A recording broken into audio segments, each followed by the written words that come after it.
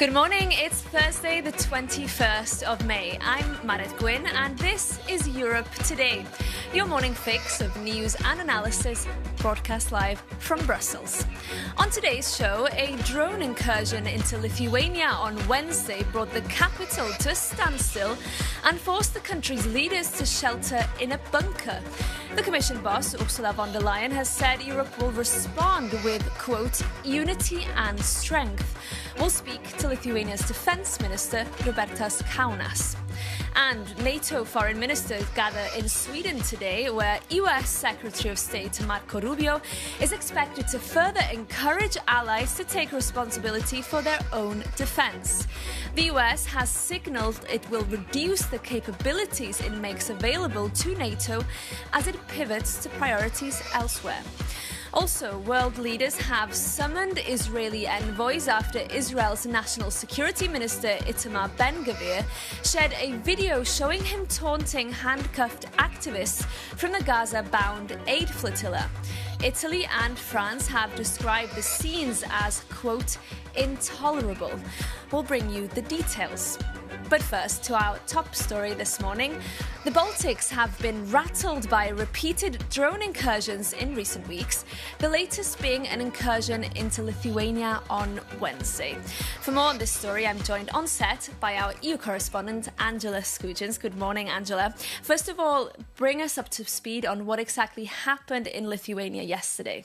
Good morning, Marid. So to put it bluntly, the Baltics are on high alert tenterhooks regarding, as you rightly pointed out, what exactly happened. So at 10 a.m, civilians received a text message telling them that they should seek shelter immediately with their families. The airports were ground to a halt, as well as civilian traffic. The Prime Minister and the President were also shuttled to a bunker underground, while officials above ground scrambled to try and figure out what was going on in their skies. The security incident only lasted for 1 hour. At roughly 11 a.m, the alert was lifted, and our general understanding is that a drone entered Lithuanian airspace from the border along Belarus. But it's also really important to point out that this is not a freak incident. If we can take a look at this map here, we can see that there have been at least 6 drone incursion or suspected drone incursions since the beginning of May, occurring over the skies of Latvia, Finland, Lithuania, as well as Estonia. We believe that most of these drones are Ukrainian in origin, however, have been pushed into European airspace via Moscow GPS jamming. And given all this, Angela, what happens next and what's been the reaction from Lithuania? Yes, so we know that the European Union have been trumpeting for at least a year that, according to national security services, that foreign agents such as Russia could be ready to attack the continent by 2030. This is why the EU have pumped a whopping 800 billion euros into beefing up the EU's defences, particularly that 3,500-kilometre border along the east. The big question here, however, is whether the EU can stay one step ahead of Moscow. We've seen that they've become incredibly creative when it comes to sowing panic, creating division within the Baltics, as well as the EU member states when it comes to supporting Ukraine. I managed to speak with the Lithuanian Defence Minister, Robertas Kaunas, this morning, and the first question I asked him was whether Moscow was successful creating the panic. Yesterday, Lithuania experienced a drone incursion into our airspace, but our armed forces radars detected the drone's type object, let's say, before it crossed into Lithuanian airspace, so we be able to detect it earlier. NATO air police mission was activated, so 2 Portuguese fighter jets scrambled to intercept the drone. It's important to emphasize actually how crucial that NATO air police mission is in the Baltic states. And here I would like to express my sincere appreciation to all NATO countries participating in this mission. People were alerted about the need to go to the shelters, and here no panic were detected. Everyone were calm. The response, I think, was timely. This is the new, actually, reality what Baltic states face. So we need to adapt because possible repeating of similar scenarios is very high. NATO eastern flank countries, actually facing all NATO eastern flank countries facing similar accidents, and NATO airspace has been violated multiple times in recent days. So we managed to react on time, correctly, but we need to increase and enhance our airspace defense. Minister, you mentioned there that there was no panic. However, the Lithuanians that I've spoken to sound quite emotional, recounting the stories of yesterday. How are you going to reassure them that Lithuania is safe? Lithuania is a member of NATO alliance. We have a strong commitment from our allies that we are not alone, and NATO air police mission is here. Additionally, we're investing a lot in our air defense capabilities. New radars are coming. Part of them are already in Lithuania. Interceptor drones. Air defense experts from Ukraine arriving to Lithuania to help us enhance our air defense capabilities. But Minister, you mentioned all of this technology to repel Russian drones. They're cheap. We know this, but how confident are you that Lithuania can repel real Russian aggression when and if it comes, we're talking about tanks rolling across the border? Our investments to our national defense needs is 5.38% of GDP. So it's highest volume among all NATO countries. So we are doing our homeworks. That was Lithuania's Defence Minister Robertas Kaunas there. Now, the European Commission President Ursula von der Leyen has vowed a response following the incident. For more, I'm joined on set by our correspondent Sasha Vakulina. Good morning, Sasha. First, tell us, what can the EU actually do in response to this threat? Well, the first thing Brussels tried to do was to reassure the Baltic states and Lithuania that the EU will stand up and respond and protect them. Let's take a look at what the President of the Commission, Ursula von der Leyen, had to say. She said Russia's public threats against our Baltic states are completely unacceptable. Let there be no doubt, a threat against one member state is a threat against our entire union. But Marit, these Russia's threats towards the Baltic states are not new. They're coming there for years, and it is actually enough to just follow the official Kremlin statements or even Russian state-controlled media on daily basis, threatening the Baltic states, threatening Brussels, threatening Berlin, or even London very openly. Also, at the same time, just earlier this week, Russia's foreign intelligence agency issued open threats to the Baltics under the false claims of them allegedly providing their airspace for Ukrainian drones. Now, these claims have been categorically denied by both the Baltic states and Kyiv. And Sasha, it seems that some countries are not only more vulnerable to this, but are also more prepared than others. Definitely. Some of them have done more of homework, so to say, specifically starting from 2022 and Russia's full-scale invasion of Ukraine. And one of these countries is Poland. Now, Polish Prime Minister Donald Tusk said that these attacks and this incident are part of coordinated provocation by Moscow. Let's take a listen to what he had to say. Ostrzegałem już wiele miesięcy temu, także kilka tygodni temu, że może nastąpić. I have warned many months ago and also several weeks ago that the situation could escalate, not only regarding the Ukrainian-Russian war, but across the entire eastern flank. The Russian-Ukrainian war and Russia's aggressive policy towards Ukraine and its neighbors could soon lead to situations requiring a firm response. W długim czasie do sytuacji, w których będzie trzeba reagować stanowczo. Together with Warsaw, stock warnings were issued also by Kyiv. Early on the 15th of May, President Zelensky said that their Ukrainian foreign intelligence also has the information that Russia is effectively trying to drag Belarus more into its war against Ukraine, but also against possibly other countries like the Baltic states. Okay, Sasha, thank you so much for that analysis. We're moving on now. The divisive legacy of former German Chancellor Angela Merkel was under the spotlight this week when she received an European Order of Merit. But what impression is the current Chancellor Friedrich Merz making 1 year after he took the reins? Our Jakob Janus takes a look. 1 year into Friedrich Merz's chancellorship, the honeymoon is long gone, and much of the damage is self-inflicted. He recently chose the bold strategy of scolding Germany's workforce for taking too many sick days, dismissing part-time jobs as a lazy lifestyle choice, and even telling Germans to look to Greece to learn how to work hard. A staggering historical plot twist from a leader whose country spent years lecturing Europe on efficiency, isn't it? So what went wrong? A year ago, Merz promised a conservative pro-market renewal, but his centre-right and centre-left coalition is paralysed by internal fighting. Germany's economic recovery has completely stalled, with growth projections for this year halved to just 0.5%.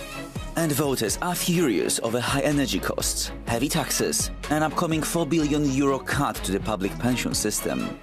And internationally, a public swipe at Donald Trump over Iran backfired badly, with the US president claiming Merz doesn't know what he's talking about.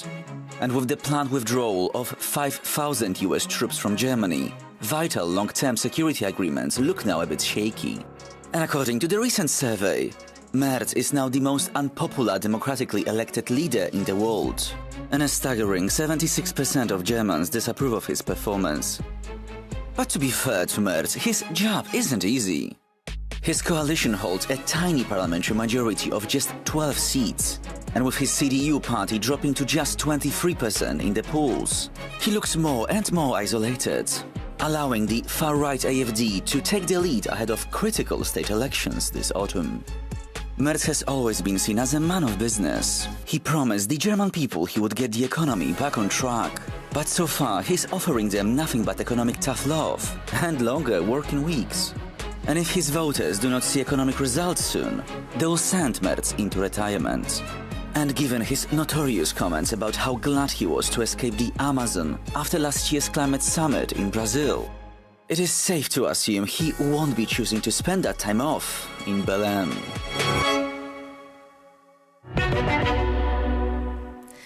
Jakob Janus reporting there. Now, today, NATO foreign ministers are in Sweden for a 2-day meeting ahead of the Leaders' Summit in Ankara in July. On the agenda, the urgent need to ramp up the production of weapons. Also high on minds is the US decision to cut its commitment to the alliance, even in wartime. Our correspondent, Shauna Murray, is here with me. Good morning, Shauna. Good to see you. First, tell us more about what the US is actually announcing and how it may impact NATO. Indeed. So we know that over the past few weeks we heard Donald Trump saying he's removing 5,000 troops from Germany. Instead, he cut a brigade that was due to deploy to Poland. So that's not what this is. He's not removing soldiers per se from NATO territory. You still have around 70,000 or so. What this is the United States shrinking the pool of resources available to NATO during a time of war or an invasion. So essentially within NATO, we have this framework called the NATO force model that deals with deterrence and defence capabilities, particularly in times of war. The United States is saying we're taking away some of what can be activated if there was an invasion. So this is a structural and quite fundamental. Take a listen to J.D. Vance, the Vice President. We're not talking about pulling every single American troop out of Europe. We're talking about shifting some resources around in a way that maximizes American security. I don't think that's bad for Europe. That's encouraging Europe to take more ownership. The United States cannot be the policeman of the world. Now, he's saying that they're shifting it around, but they actually are reducing it and shrinking what can be available. But I think the point that he also made there is important, is that the European allies have stepped up in capabilities in these areas. So Mark Rutte, the NATO Secretary General, is saying that we've engaged with the United States about this. So there won't be capability gaps per se, but it is a fundamental shift, Marit. And at the same time, Shauna, concerns that the US has been burning through weapons stockpiles and that could potentially leave gaps for Europe? Well, the estimation is about $1 billion a day is being spent on the war in Iran. And what's happening is the United States is, like you said, expending or burning through very highly critical munitions, including Patriot air defense missile systems, which are very expensive and very hard to produce. The knock-on effect could be that the Europeans, which are purchasing a lot of these weapons for use on the battlefield in Ukraine, that they won't be available because the production can't keep up with the pace of the usage in Iran. And as we see, the Iran war is not really shown any signs of abating. So the problem right now, right now we know the deliveries are being made to Ukraine more or less. But within the next few months, if this war continues, that won't be the case. So here at Sweden today, you'll hear from Marco Rubio, US Secretary of State, saying that the production needs to be ramped up even more. And before the war in Iran, it was pretty bad. So it could get far worse. Marid? Okay, Shona, we'll keep an eye out, of course, on that meeting happening in Sweden during the day.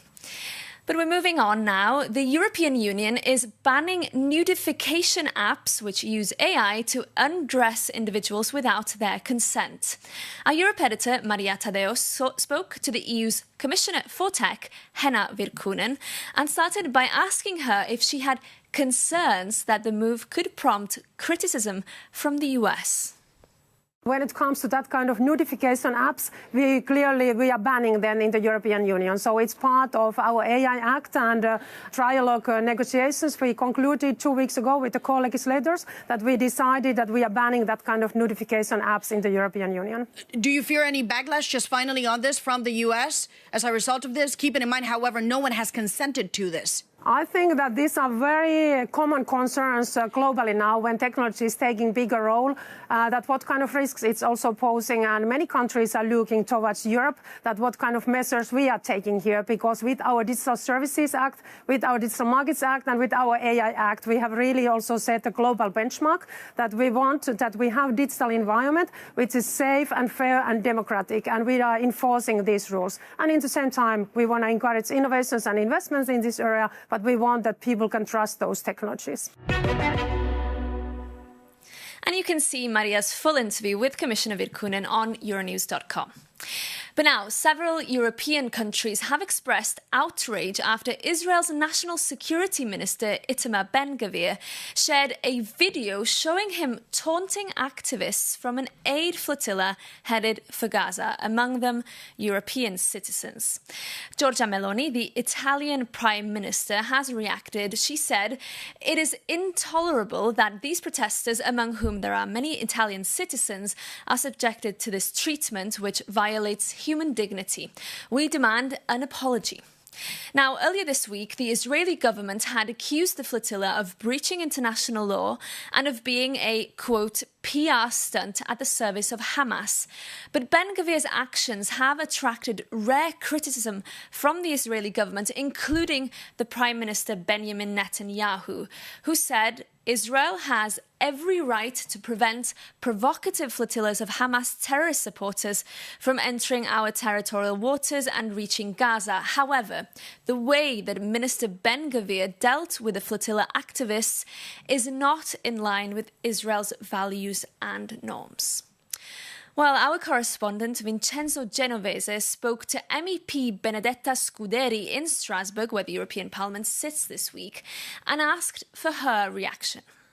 We're seeing these horrible videos of the activists being beaten, being forced to be on their knees, being basically tortured, with a minister of a state that we have a lot of relationship with shouting at them. So, as Europe, we need to have a strong stand. That means that we really need to stop the association agreement with Israel according to Article 2, because there's a clear violation of human rights for Palestinians, and there's a clear violation of any kind of law and legality that is now starting to affect also European citizens, and this is unacceptable.